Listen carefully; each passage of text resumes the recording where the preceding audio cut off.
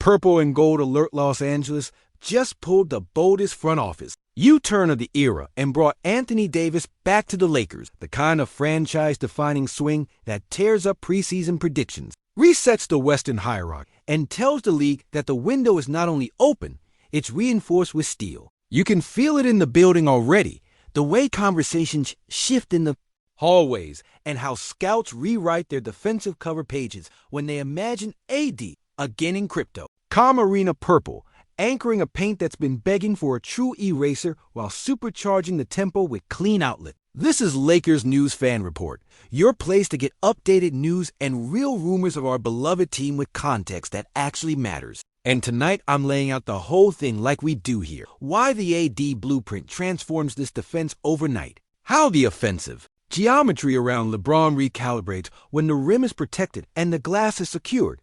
What the contract mechanics would realistically require. Which rotation minutes get upgraded without breaking chemistry, and what this means for the stretch run when the NBA season collapses from 82 games into 16 wins. I'm not going to whisper this or sugarcoat it. The energy around the league is already shifting, because when Anthony Davis is right, he's the most complete two-way big of his generation. The dude who blows up handoff, switches on the star guards without blinking, and still recovers the pin layups against the backboard with a timing you cannot teach. And placing that in J.J. Redick's defensive shell, where principles prioritize redirection, early tags, and peeling back under control gives the Lakers something they haven't consistently owned since their last championship, structured fear. Let's start on the floor, and not on the spreadsheet, because basketball answers make cap math worth the pain. A healthy AD restores the defense to its intended identity, at the level when needed. Drop to bait floaters against length, late switch to kill pocket passes, then vacuum the rebound to ignite our early offense. That's tempo by defense, not pace by desperation, and it spares LeBron the wear of manufacturing every transition push off a make. The rotation suddenly reads cleaner. Austin Reeves can guard his own tier instead of punching weight every night. The wings can top lock shooters, knowing the back line isn't a roulette wheel. And the point of attack players can press a step higher because they trust the eraser. On offense, it's not just post touches AD as a screener in 77. Ghost and rescreen sequences to create cross matches, short roll to the dotted line where his touch pass becomes a layup or a corner three. And the gravity to hold the weak side low man just long enough for LeBron's skip to arrive on time. What changes in the last 6 minutes of playoff games is subtle and brutal. We stop giving up second chances. We switch selectively instead of reactively. Our closeouts become controlled instead of frantic. And those 2 or 3 possessions that decide a series tilt toward purple and gold because the rim belongs to number 3. Now, if you've been with me all season, you know I don't sell fairy tale-y. So let's open the playbook of reality and talk about the pathway that makes a reunion like this more than fan fiction. Under the current CBA and second apron restriction, the Lakers can't stack mid-sized salaries into a mega package the old way. You need sequencing like a chess problem. Identify the single contract base that gets you into the neighborhood. Find a partner who values the outgoing piece instead of treating it like filler. And structure the draft capital so it sends honest signals while preserving future flexibility. That's where the front office craft lives. Protect the locker room's trust by not shopping everyone, yet still show the resolve to pay the price for a top 5 playoff defender. The broad strokes of an AD homecoming, as I hear it through the same channels that correctly projected previous cap sequence, always involve 3 levers: a ready-made starter who can help the other team tomorrow night, a rotation player with contract control who doesn't poison the books, and picks that aren't theater. The idea isn't to win the press release. It's to offer the kind of package that lets the other GM walk into his coach's office and say, "We're fine Sunday. Let's sit in the film room together for a second."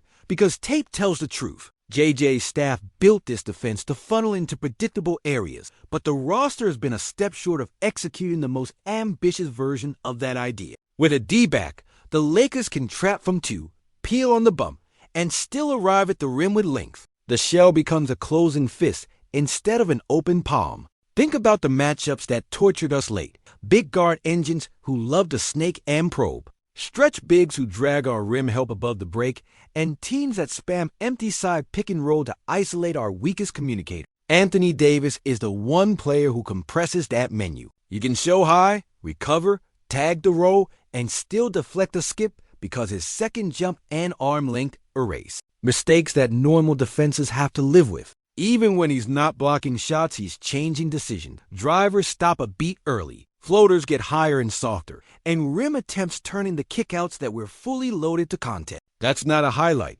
It's a possession tax, and it wins series silently. Zoom out to rolls and minutes, because every addition has a ripple.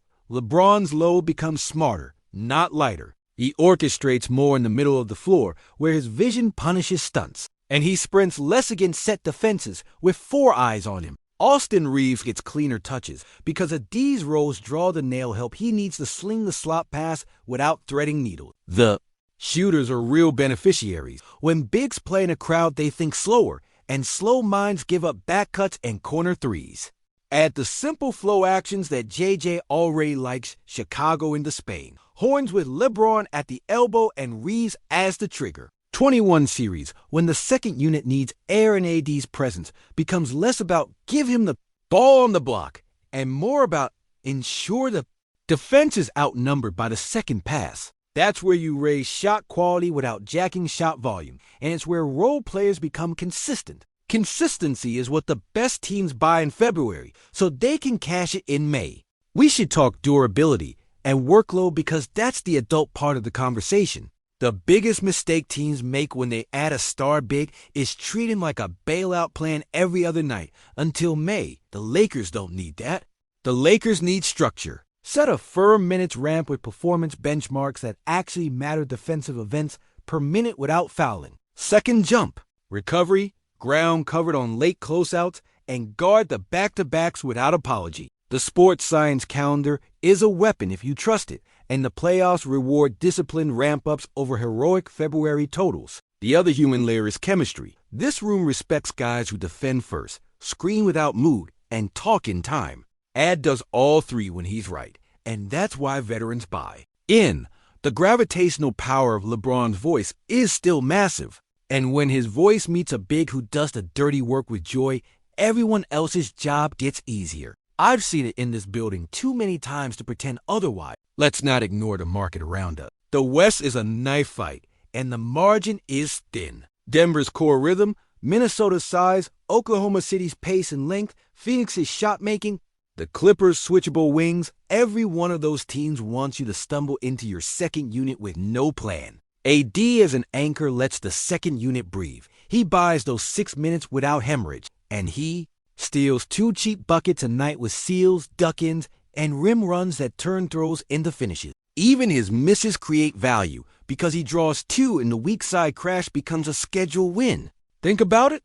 2 free fouls on the other team's centers every night shifts rotations, and those small edges add up into seed line. Now I want to get into the cap mechanics in English, not legalese. The Lakers can only do a move like this with clean matching and realistic asset flow. No fantasy package of 8 spare parts passes the smell test, and we don't do fantasy here. So ask yourself, which players actually help the other team? Which picks actually convey and aren't anchored by fake protections? Which swap years are tolerable given our internal projections? The front office's job is to hand the coaching staff a rotation on day one that plays, not a science project. The best versions of this scenario give the outgoing team immediate wing defense and some shooting while we keep the core structure of LeBron and Reeves intact. The worst versions strip the bench and leave us one-turn ankle from panic. The difference is courage plus precision, not courage alone.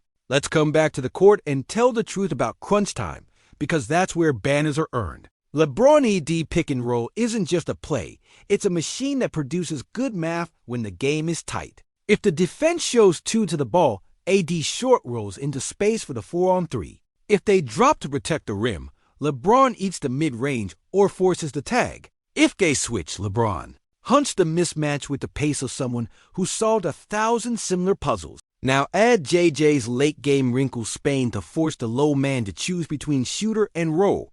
Go screens to manipulate the show and recover timing, and empty corner PNR to punish teams who hide their weakest link. AD enables all of it because he's a threat without touches. Gravity at the rim, screen angles that dislodge elite defenders, and hands strong enough to catch anything in traffic. The difference between a contested fadeaway and a layup is usually one angle set by the big, and a D is a master of that angle. I promise you we keep the tone professional and the voice personal, so here's the candid look at risk.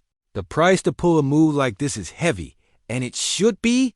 We're talking unprotected picks, potential swaps, and a roster adjustment that tells young players the standard has consequences. But this franchise exists to chase Junes, not to win cap sheet seminars. What I care about is whether JJ can field a top 8 rotation that stacks playoff possessions, with a D in the middle and Lebron as a full-time decision maker supported by Reeves' secondary creation. Smart wing minutes that don't bleed, and one more two-way connector. The answer trends, yes. The second apron punishes mistakes, but it doesn't punish clarity. Clarity means you know what you are. A team that wants to defend the rim, own the glass, and play grown man basketball in the half court. Not a team that prays the whistle, turns every trip into charity. There's another layer that matters to me and to you. Identity. The Lakers don't rent stars. They build rooms for them. AD has already shown he can live in our room except coaching, make role players better, and turn noise into nothing. Watch the bench body language when he smothers a run. The shoulders drop. The crowd deflates. The Lakers huddle breeze. Winning is a habit and protection is a personality. It starts with a big who says no at the rim and yes to all the little jobs that free teammates to be themselves. If you know basketball, you know that's priceless. Now, I want you in this with me because this community doesn't sit back, and now we get specific. Tell me below, which outgoing pieces would you actually include to make this work without breaking the spine of the team? Would you attach real protections to the picks or keep them clean to save on swap year? Where do you draw the line between keeping a developmental wing and securing a defensive gatekeeper?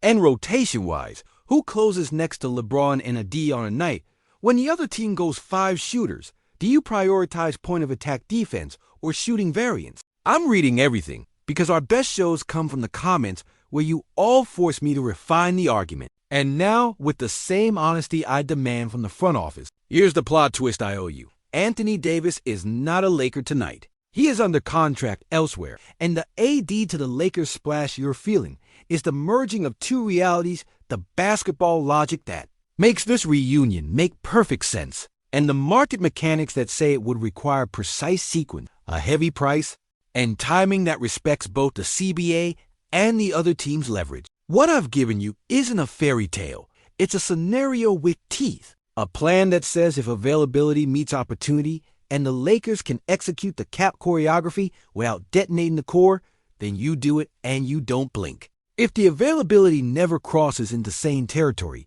you protect your picks, keep growing internal pieces, and attack the deadline for the kind of two-way role player who raises the floor of the bench. That's my opinion, clean. If the table and the tape align, you swing big for a D because he changes how playoff basketball feels in Los Angeles. If they don't, you pivot with discipline and live to hunt the next edge. Tell me in the comments which side you're on, what package you'd accept or refuse, and what your closing 5 looks like in a Game 6 with season on the line. And if you ride with this level of detail fast when it breaks, deep when it counts, subscribe to Lakers News Fan Report, drop a like so the algorithm knows Laker Nation is awake. And keep alerts on, because I'll be here the minute this idea turns into motion or the second it dies, and we pivot to the next move that actually moves the needle for a franchise that still plays for June.